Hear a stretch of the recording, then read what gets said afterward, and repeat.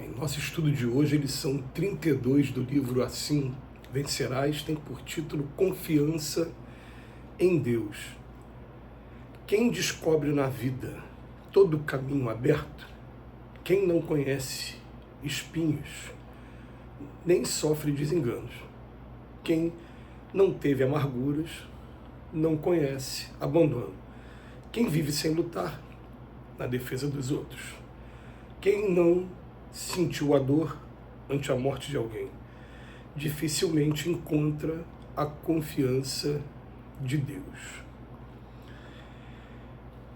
É interessante, né, a gente observar o seguinte: aqui na Terra a gente precisa muitas vezes do auxílio da dor para lembrar que Deus existe, porque dentro do nosso ego, quando a coisa está acontecendo contra a nossa vontade, ou então fazendo a gente sofrer de alguma maneira, a gente quer buscar um jeito de acabar com o sofrimento. Aí a gente começa a buscar a fé. Então, normalmente, mas é normalmente assim, com uma regra, com pouquíssimas exceções, a gente busca a religião no primeiro momento por conta da dor que a gente está sentindo. Essa é que é. E é interessante que até na década de 70, um músico britânico, ele usou essa frase que Deus é um conceito pela qual medimos a nossa dor. Porque, na verdade, quanto mais sofrimento, mais fé eu acabo buscando de alguma maneira para poder fugir. Aí o Emmanuel vem falar para a gente aqui: quem descobre na vida todo o caminho aberto, dificilmente encontra a confiança de Deus. Na verdade, o texto de hoje, ele é muito pequenininho, mas ele está se resolvendo todo ele no último parágrafo do texto. Então, a gente vai ler cada parágrafo e vamos ver, complementar com o último parágrafo. Então, quem descobre na vida todo o caminho aberto, dificilmente encontra a confiança de Deus. Está tudo bem, está tudo certinho, todo o caminho está aberto. Então, eu começo a achar que a vida sorriu para mim, e a minha estrela brilha. A gente esquece que, na verdade, né, segundo os espíritos superiores informaram para Allan Kardec, a gente vive gênero de provas. Então vai ter encarnação em que a gente vai escolher sim passar por isso, e o mundo vai parecer sorrir para a gente, as portas estarem se abrindo em todo momento, porque são momentos em que a gente precisa também de uma certa facilidade para experimentar esse prazer e ver agora como é que eu me desenvolvo.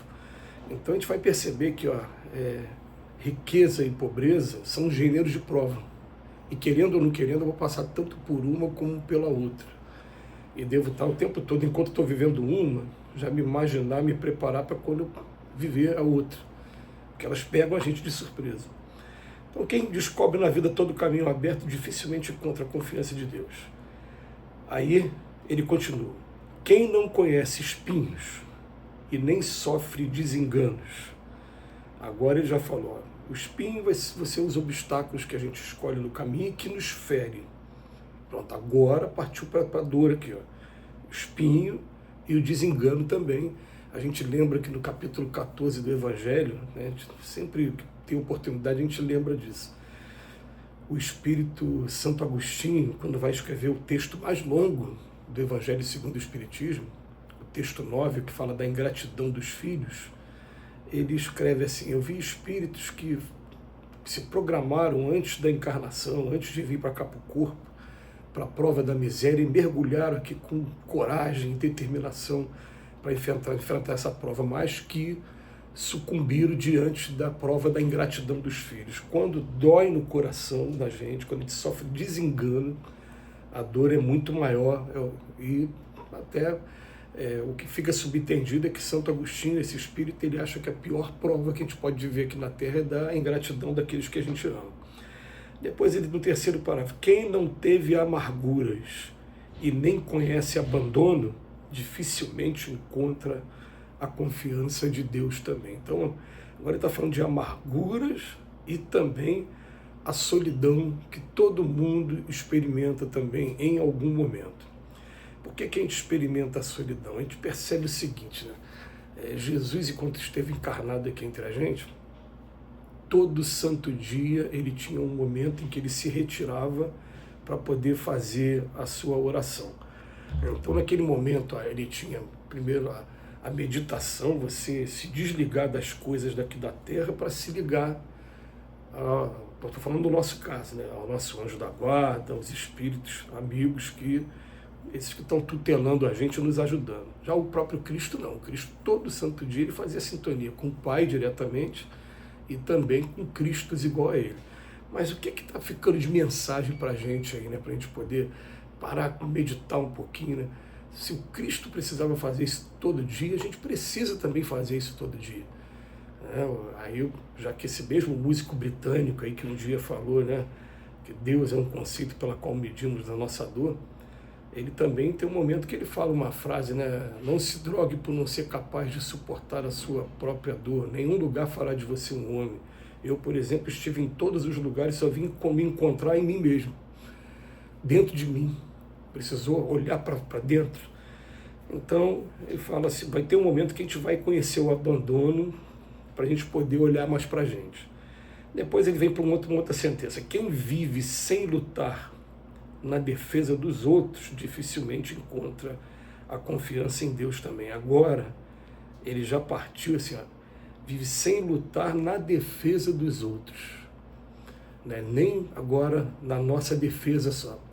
Agora eu já estou começando a sair do ego e quando eu começo a me preocupar com outros, esses outros, inicialmente, são os nossos parentes mais diretos. A gente começa a lutar na defesa dos nossos filhos, dos pais, né, dos parentes mais próximos, dos amigos que a gente ama também.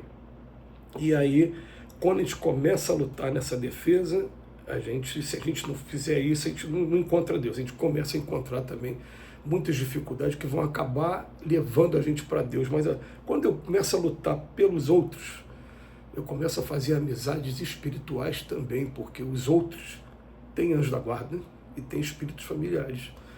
Eu fazendo alguma coisa de bom por eles, aqueles espíritos também vão começar a se interessar por mim e vão começar também a me ajudar a promover a minha própria felicidade. Então, para encontrar essa confiança em Deus, eu também preciso compreender o alcance e o significado do jargão espírita, da sentença fora da caridade, não há salvação. Eu preciso também compreender esse alcance, essa lei de solidariedade que tem entre todos os mundos, porque cada parágrafo desse está mostrando uma gradação diferente da maneira de encontrar Deus. Tem gente que já conseguiu encontrar Deus dentro do primeiro parágrafo e não conseguiu ainda dentro do terceiro parágrafo, dentro do quarto parágrafo.